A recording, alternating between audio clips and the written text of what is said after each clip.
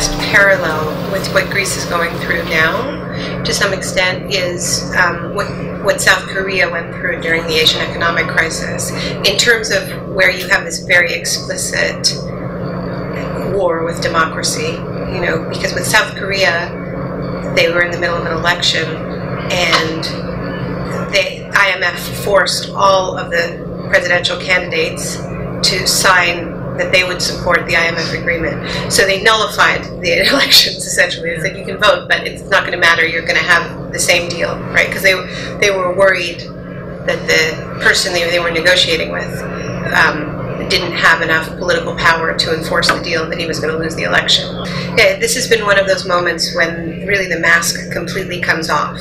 And the fact that this market system is at war with democracy, and that the whole neoliberal project has been about hollowing out democracy. The project has been about saying to people, you know, you can vote, but it's going to be a popularity contest.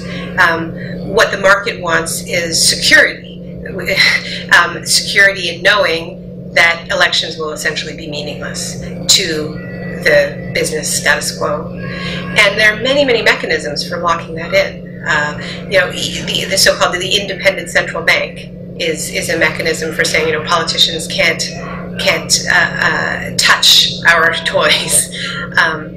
And you know, in the shock doctrine, I write about this really coming out of Chile and the negotiated transition to democracy. When the Pinochet dictatorship ended, it ended in the way the Pinochet dictatorship wanted it to end. It was managed transition to democracy.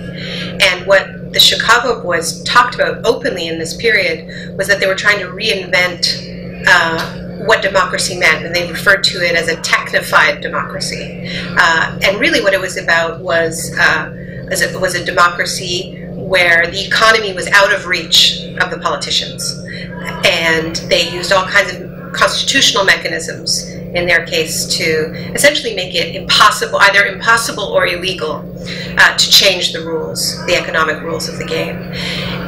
And you know, structural adjustment programs are one way of doing that, but free trade agreements are another way of doing that. I mean, in so many ways, we can tell the story of neoliberalism as a story of how to tie the hands of democracy, to tie it down so that it cannot exert the power to actually transform the economy. Greece is portrayed as sort of a nation of children that needs to, you know, have all of these, the keys to the car taken away.